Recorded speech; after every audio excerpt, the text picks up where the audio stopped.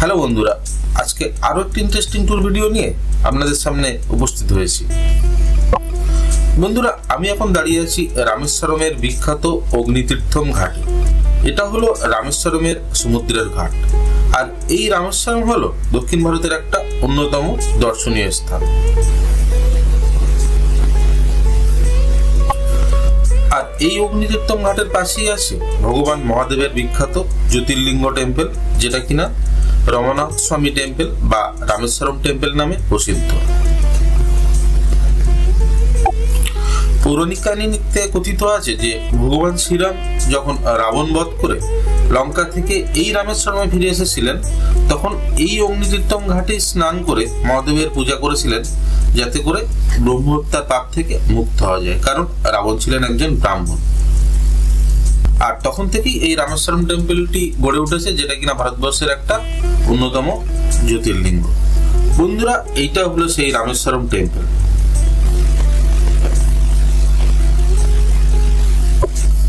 আর আমি গতকাল ধনুষ্কোটি দেখার পরে চলে এসেছিলাম এই রামেশ্বরমের মেন সিটি। আর এই রামেশ্বরমে আছে বিখ্যাত রমনাথ স্বামী টেম্পল বা রামেশ্বরম টেম্পল, যেটা কিনা অলরেডি আমি বলেছি ভারতবর্ষের 12টি জ্যোতির্লিঙ্গের মধ্যে একটা অন্যতম জ্যোতির্লিঙ্গ। এবং এখানে আছে আরো অনেক দর্শনীয় স্থান, যেগুলি রামায়ণের পৌরাণিক কাহিনীর সাথে জড়িত এবং সেগুলি খুব ভালোভাবে ঘুরে দেখা যায়। আর এই রামেশ্বরমে ঘুরতে গেলে মোটামুটি 2 নাইট রামেশ্বরমে স্টে করে ঘুরলে পুরোটা মোটামুটি ভালোভাবে কভার করা যায়। আর আমি এই রামেশ্বরমে থেকেছিলাম হোটেল দ্বারকাতে। এটি রামেশ্বরম টেম্পলের খুব পাশেই অবস্থিত। রামেশ্বরম টেম্পল থেকে পায়ে হেঁটে মোটামুটি 5 মিনিট। এই লোকেশনে আরো অনেক হোটেল আছে এবং অনেক ভালো খাওয়া দাওয়ার রেস্টুরেন্ট কাম হোটেলও আছে, যেগুলি থেকে আপনারা নর্থ ইন্ডিয়ান, সাউথ ইন্ডিয়ান খাবার খুব সহজেই পেয়ে যাবেন। কাজেই এই স্থানে থাকলে আপনার এইগুলো নিয়ে ভাবতে হবে না। আর এই সবগুলি হচ্ছে রামেশ্বরম টেম্পলের যে 4টি গেট আছে, তার মধ্যে ওয়েস্ট গেটের অপোজিটে অবস্থিত।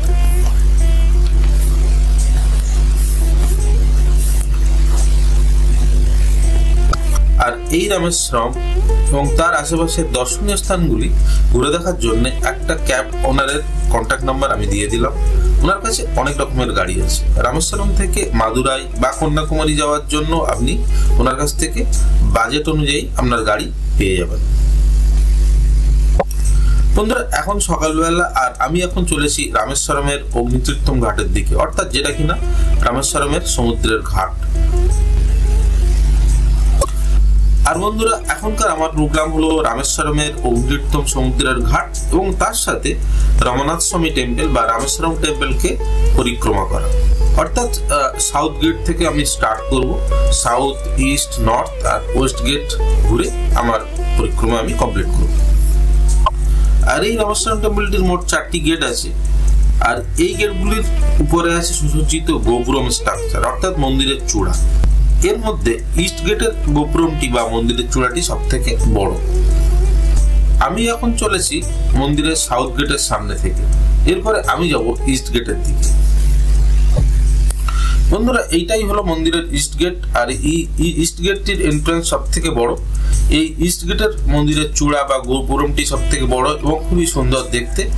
আর এই ইস্ট গেট থেকে প্রবেশ করলে সহজেই মেন মন্দিরে পৌঁছে যাওয়া যায়, যেখানে গিয়ে মন্দিরে মহাদেবের দর্শন এবং পূজা দেওয়া যায়।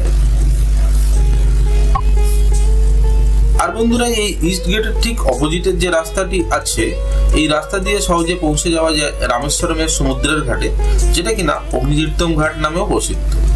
আমি এখন হেঁটে চলেছি সেই অগ্নিতীর্থম সমুদ্রের ঘাটের দিকে।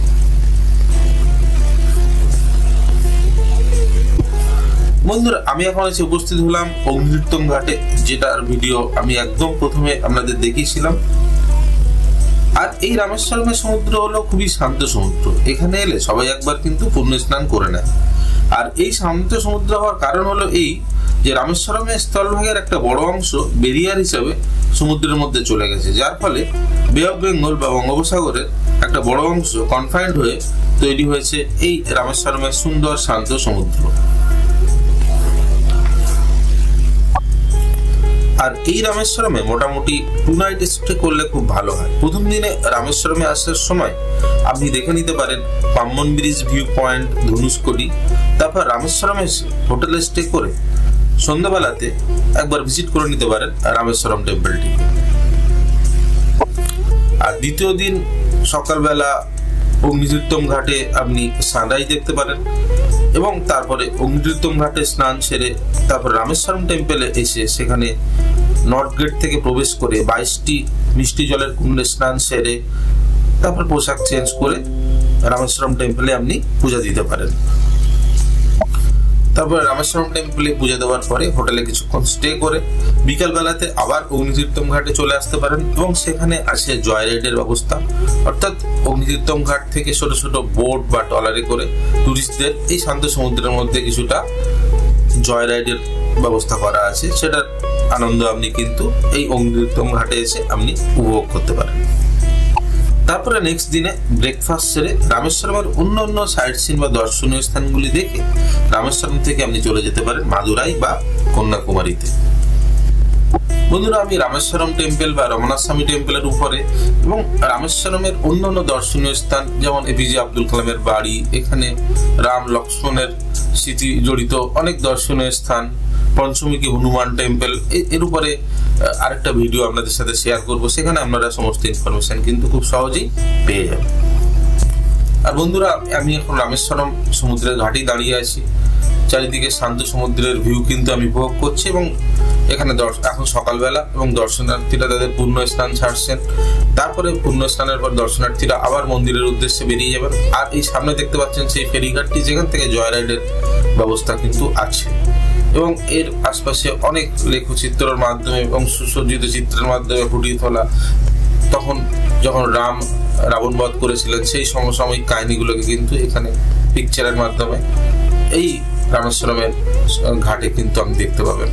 আর এরপরে আমি আবার এখান থেকে চলে যাব রামেশ্বরম টেম্পলের নর্থ গেটের দিকে, যেখানে যে নর্থ গেটের দিকে দর্শনার্থীরা চলেছে তাদের আরো 22টি কুণ্ডে স্নান সেরে তারা রামেশ্বরম টেম্পলে পূজা দেবে। দেখতে পাচ্ছেন শয়ে শয়ে দর্শনার্থীরা কিন্তু এই সামনের যে গেটটি দেখতে পাচ্ছেন এটাই সেই নর্থ গেট, সেই নর্থ গেটের দিকে কিন্তু এগিয়ে চলেছে এবং আমরাও যেহেতু মন্দির পরিক্রমা করছি অন্যান্য দর্শনার্থীদের সাথে এগিয়ে চলেছি। যদিও আমি আজকে নর্থ গেটের মধ্যে প্রবেশ করব না, আমি নর্থ গেট থেকে আর একটু সামনে গিয়ে টার্ন নিয়ে ওয়েস্ট গেট হয়ে আমার যাত্রাটি আমি কমপ্লিট করব।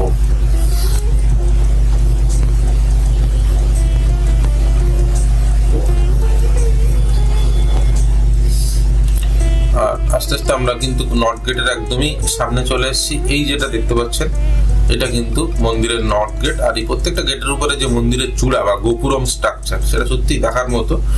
রামেশ্বরম টেম্পলে এগুলো আপনি কিন্তু উপভোগ করতে পারবেন। আর এইখানে নর্থ গেট, এখানে সবাই কিন্তু স্থানীয়রা বালতি নিয়ে দাঁড়িয়ে আছে, এই 22টি কুণ্ড থেকে জল তুলে আপনাদের স্নানের ব্যবস্থা করে দেবে। আর আমি যেহেতু নর্থ গেটে প্রবেশ করিনি, আস্তে আস্তে আমি ওয়েস্ট গেটের দিকে এগিয়ে চলেছি। সামনে এটা ওয়েস্ট গেট আর এখানে আমি আমার পরিক্রমা কমপ্লিট করব। আর এই ওয়েস্ট গেটের আশপাশেই আপনারা কিন্তু সমস্ত রেস্টুরেন্ট, ভালো ভালো হোটেল পেয়ে যাবেন। তো রামেশ্বরম টেম্পলের ওয়েস্ট গেটে এসে কিন্তু আমি আমার ভিডিওটা এখন কমপ্লিট করব। আজকে যেহেতু আমি অন্যান্য দর্শনীয় স্থানগুলো দেখার জন্য চলে যাব, তো আজকে এইটুকুই, দেখাবে আমার পরের ভিডিওতে। সকলেই ভালো থাকবেন। আর আজকে আমার ভিডিওটি দেখার জন্য কিন্তু সকলকে ধন্যবাদ রইল।